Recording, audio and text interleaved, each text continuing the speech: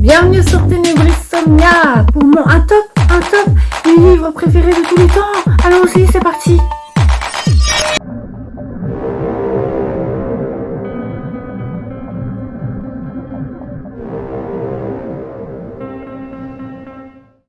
Alors, j'aurais pu vous faire une liste de tous mes livres confondus parce qu'il y en a. Là, je vais me cantonner à un top 10 simplement. Top 10, alors, j'avais dit que je le ferais, hein, et je réitérerai, si j'y pense, bien sûr, tous les ans. Voilà, parce que j'ai eu cette idée de vidéo, parce que vous savez que dernièrement, mon top 1, même un top 5, top 3, même top 1 a été bousculé, et j'ai eu l'idée de faire cette vidéo pour ça. Et donc, ça serait intéressant de réitérer ça tous les ans pour voir si ça a bougé, parce que c'est très important quand le top 1 bouge. Ben oui, c'est important dans une vie de lecteur. Donc, je souligne ce truc en faisant un top 10 de mes meilleurs livres de tous les temps. Alors, en 10e position, j'ai mis, vous savez, dernièrement, j'ai découvert cette autrice avec ce livre et ce fut un coup de cœur et il est dans mon top 10. Il est dans mon top 10. Mais ce qui est la crème de la crème, attention, hein, parce que j'ai pas 20 livres que je préfère de tous les temps. Hein, j'ai tout ça. Tiens, je vais vous le montrer. Voilà, regardez. Alors, vous pouvez pas tout voir. Voilà, j'ai toute cette case-là. Plus des livres qui sont là-bas. Voilà. Il y a des trucs un peu partout. Parce qu'il y a des livres qui sont rangés par auteur et des livres qui sont rangés par rien du tout. Voilà, qui sont en vrac. Donc voilà, je ne sais pas combien j'ai de meilleurs livres de tous les temps, mais il y en a beaucoup. Donc 10, c'est vraiment fort déjà qu'ils soient là. Alors donc, je mettrai en 10e position Examen de Shirley Jackson. Voilà, ce fut un coup de cœur. Nathalie, big up, Nathalie. C'est une adolescente qui est pas bien dans sa peau, qui s'ennuie et du coup, elle se crée des vies parallèles dans sa tête. Mais une autre vie dans sa tête, mais... à ne pas confondre du coup réalité et fantasme. Et puis quel fantasme, hein, la Nathalie, quel fantasme, voilà, un peu glauque, un peu macabre. Ça, c'était génial comme roman, vraiment un coup de cœur singulier. Pour moi, tous les livres que je vais vous présenter là, en fait, ils ont leur place dans leur top 10 parce qu'ils sont singuliers. J'en ai pas lu deux comme eux. Voilà. Je mettrai quoi? Je mettrai quand même, je pense que je mettrai Les Voix d'Anubis de Tim Powers, où j'en ai parlé il n'y a pas longtemps, ce steampunk complètement dément et déjanté. Et du coup, à vous rendre fou, et big up à Orabin. À Orabin, le clown terrifiant qui est dedans. Un clown a une espèce de joker, vraiment le plus terrifiant que j'ai pu lire. Voilà, c'est pour ça qu'il est là. En 8e position, qu'est-ce que je pourrais mettre? Je vais mettre L'Exorciste de William P. Blatty. Il est là. Oui, je vous ai pas sorti les livres. Il est là, L'Exorciste. Bah, celui-là, pour moi, en fait, pour moi, il est dégradé à cause du film. Il est sous-estimé parce que... à cause du film, il est un peu enseveli, voilà, là-dedans, dans son image de l'exorciste. On a exorciste l'image du film. Mais ça, vous prenez le roman tel quel, c'est une pure merveille de roman horrifique. Hein. Pour moi, on est dans le paroxysme de l'épouvante là-dedans. Donc, lisez l'exorciste, oubliez le film, prenez le roman tel quel. Le roman tel quel qui a été écrit avant est une pure pépite horrifique. Voilà, ça va très très loin. C'est très bien fait. C'est ce genre de livre, c'est ce genre d'aurore qui monte crescendo et qui vous enveloppe et après vous pouvez plus vous dépêtrer. L'Exorciste en 8e position. Ensuite, qu'est-ce que je mettrais? Quand je vais finir la vidéo, je vais faire, oh mais non, lui il était avant lui, lui avant lui, et lui avant lui. Où t'aurais dû parler de lui, tu n'en as pas parlé dans ce top 10, mais what the fuck? Qu'est-ce que je pourrais mettre?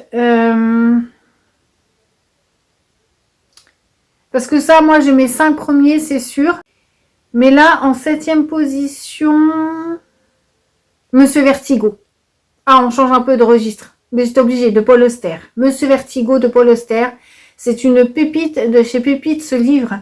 Il m'a fait chier, il m'a bouleversé. Il m'a bouleversé. Voilà.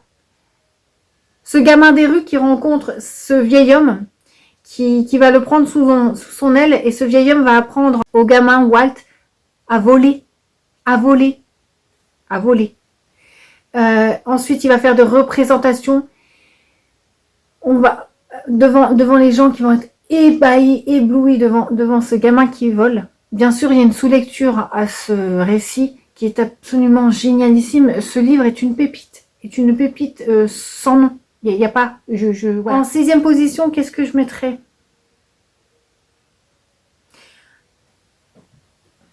Je peux pas. Je peux pas ne pas le mettre. Lui, s'il n'est pas dans mon top 10, ce top 10 n'existerait pas. C'est pas possible. Les bébés de la consigne automatique de Ryu Murakami. Ah bah là, vous voulez un livre électrisant? Allez-y. Hein. Ça, c'est beau et violent en même temps. L'histoire de ces deux gamins orphelins. L'histoire de deux destins hors normes. Voilà. Et quand je dis c'est beau et violent, parce que en fait, ils portent leur choix de vie porte sur un fardeau qu'ils ont tous les deux. C'est qu'ils ont été abandonnés à la naissance. Et leur choix va se faire en fonction de ce fardeau qui traîne sur les épaules. Et ils ont des destins hors normes. Voilà.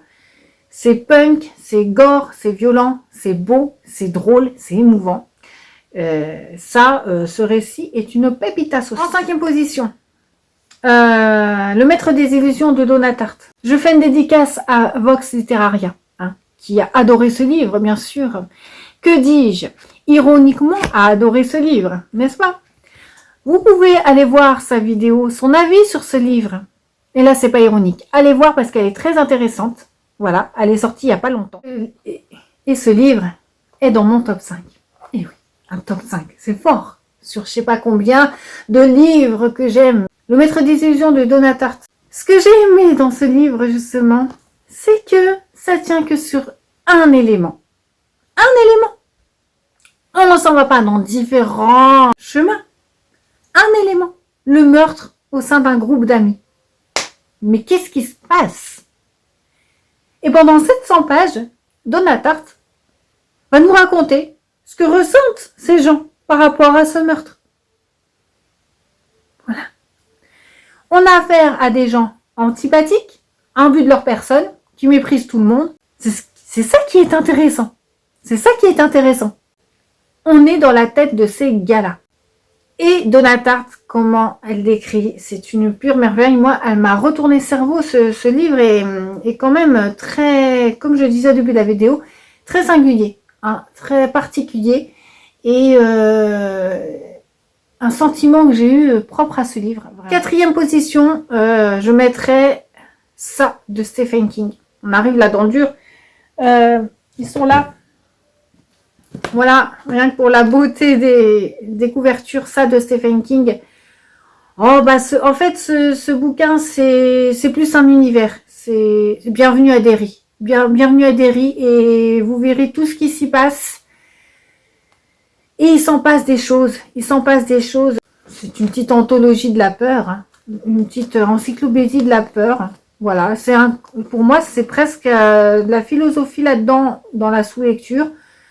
Et après, tout ce qui se passe à Derry, c'est l'univers de Derry. Si vous aimez pas l'univers de Derry, next. Si vous voulez entrer dans cet univers, il faut vraiment y entrer petit à petit, comme Stephen King nous invite à le faire et le faire. En fait. En 3e,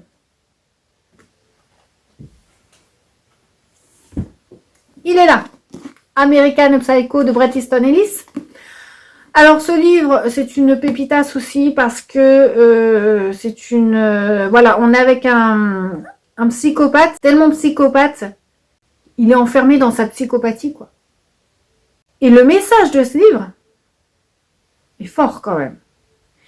Le message de ce livre est encore plus dément que l'histoire elle-même. Pourtant l'histoire est trash, attention. Très gore, très gore, il y a des scènes, faut s'accrocher. Mais alors le message derrière, que vous comprenez à la fin du récit, vous achève. Voilà, c'est le coup de grâce. En 2e position, il est là, mais Il est là. Vous ne le voyez pas. C'est le parfum de Patrick Süskind, qui était premier avant. Mais bon, si vous suivez mes vlogs, vous savez quel est le livre qui l'a détrôné. C'est pas une surprise. Le parfum, hein, beau, tendre, noir et glauque en même temps. Là, Patrick Süskind a fait un travail de dingue. Il a mêlé ces deux sentiments opposés, vraiment. Ce livre est un oxymore à lui tout seul. Hein. C'est tellement beau et tellement dégoûtant. Cette histoire de grenouille, de tueur en série, de meurtrier avec un don qui aurait pu lui sauver la vie, mais l'a exploité d'une autre façon. Voilà. Et le premier, vous savez, Dracula de Bram Stoker. Je ne vais pas revenir dessus, sur ce texte magnifique, beau, envoûtant, poétique, enivrant. Dracula, big up. Voilà, c'était une petite vidéo très succincte de mon top 10 des romans de tous les temps. Je sais pas si ça vous intéresserait. Au début, je voulais faire une vidéo vraiment de tous mes livres confondus. Tous mes livres confondus. Et il y en a beaucoup, comme je vous ai dit.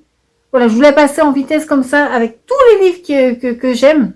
Je me suis arrêtée à un top 10. Ça, ce top 10, je le recommencerai, comme je vous l'ai dit, tous les ans. Mais du coup, je sais pas si ça vous intéresserait comme ça une vidéo. Par contre, là, j'en ferai qu'une. De tous mes livres. Tous mes livres, mais je m'arrêterai pas dessus. Hein. Déjà, là, j'ai pas beaucoup parlé sur ces livres-là. Je suis pas extrapolée non plus. Mais si je fais une vidéo de tous mes livres confondus, ce sera un mot par livre. Hein. Mais au moins, il y aura le défilé, quoi. En tout cas, pour ce top 10, j'espère qu'il vous a plu.